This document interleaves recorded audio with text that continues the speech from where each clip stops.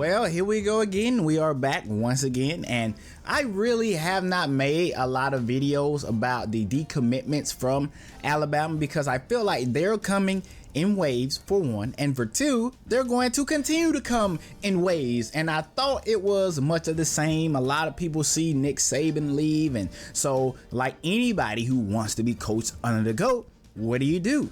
You leave and look for the next best thing, whether that's Sarkisian over there in Texas or whether that's Kirby Smart down there in Georgia. And we've seen a lot of that. We've seen some kids commit to Florida State. Well, most of them been out of the transfer portal that has left and went to Florida State, but that's another topic for another day. This time we have a 5-star linebacker, Zion Grady, and the reason why he has decommitted is a little bit different than the rest of the kids that have left. But before we get into all that, make sure that you like, comment, also subscribe to the channel. We are on the way to 1,000 subscribers. I think we're like 400 or so away. Look, it will make my day and be easy for you just to hit that sub button. My guys, help our brother out. Anyways, let's get back to the video. So let's talk about the reason why this 5-star linebacker has decided to decommit. Enterprise 5-star linebacker Zion Grady decommits from Alabama. The lack of communication was ultimately the reason why my family decided to open my recruitment back up. And listen to what he said. My family decided to open my recruitment back up. And this was something that I thought could potentially happen, but something I didn't think we would have an issue with so fast. I do think it's kind of quick.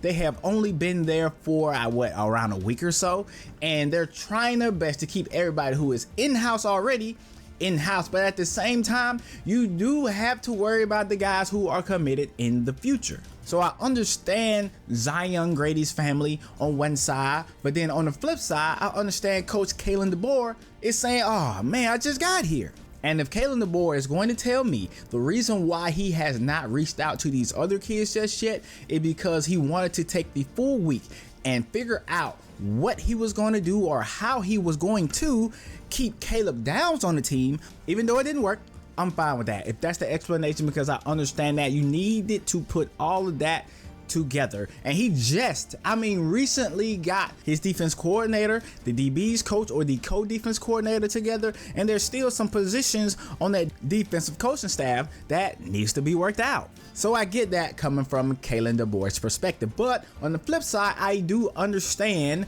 how this process works. You have a 5-star commit, not only a 5-star commit, but a 5-star commit in your state, and as a recruit, I understand the process that is going on in his brain and the brains of his family, because when you have a family who is making decisions like this together, everybody is going to have a different feeling about how this process should go. And maybe a kid doesn't even think about it that deep, but when you have uncle and auntie and TT and me and all these different people together, a lot of different thoughts can go by. And so they probably have the feeling of not necessarily being a priority because you see all these different things going on and the news is happening fast. Every other day we see somebody decommit, and so they probably feel like they're not being valued. So I understand that as well, because Kalen DeBoer can only work on so many things at one time. I think it's very quick. A lot of people believe that this is Kellen's fault. He should be a great recruiter, but look, I'm gonna tell you like this.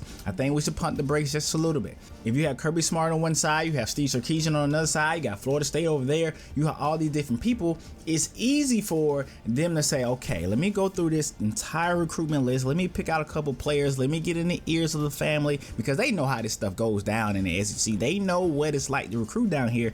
Let me get in his ear and hope that Kalen DeBoer hasn't said anything to him just yet. Let me beat Kalen DeBoer to the punch. And that's what I think is what happened. And so if you want to fault Kalen DeBoer for that, then I'm perfectly fine with that argument. But at the same time, I do think that it is kind of fast. And some of these things can change. Just because a kid decommits does not mean that they won't recommit later on. But I understand the decommitment. In the longer snippet of his decommitment, it says it right here. The coaches that recruited me are no longer there. The lack of communication was ultimately the reason why my family decided to open my recruitment back up. Open recruitment back up. That means that Kalen DeBoer is going to have to go and re-recruit this kid, and I think that's perfectly fine. The people who you talk to aren't there anymore. You don't know what it's like over there now that Kalen DeBoer is there. The only thing I can say about this situation though, and what I hope is not more to come, is the way of recruiting down here is entirely different. The Southern way of talking to kids is not just talking to mom and dad. You talk to mom, dad, sister, brother, TT, me, Uncle Joe, and Jeffro. You talk to all of them. Decisions are made quick, emotions are high, and that's something that Kalen DeBoer is going to have to realize. Him and his staff needs to go through that entire commitment list and talk to every single one of those kids. Every single one of those kids immediately if they have not done that already. And so with that being said though, there's a lot of different things I can say about this situation, but this is the only one that I wanted to speak on because there are going to be more decommitments, and so it's a part of the process. But my biggest concern with the Kalen DeBoer era is not how well he can coach, not how good he can call plays. I know he can do that easily. But when it comes to recruiting, how well can you do that, Kalen DeBoer? We will see. I still believe in you, but you're going to have to show us the recruitment side of your game. I'll see y'all in the next video.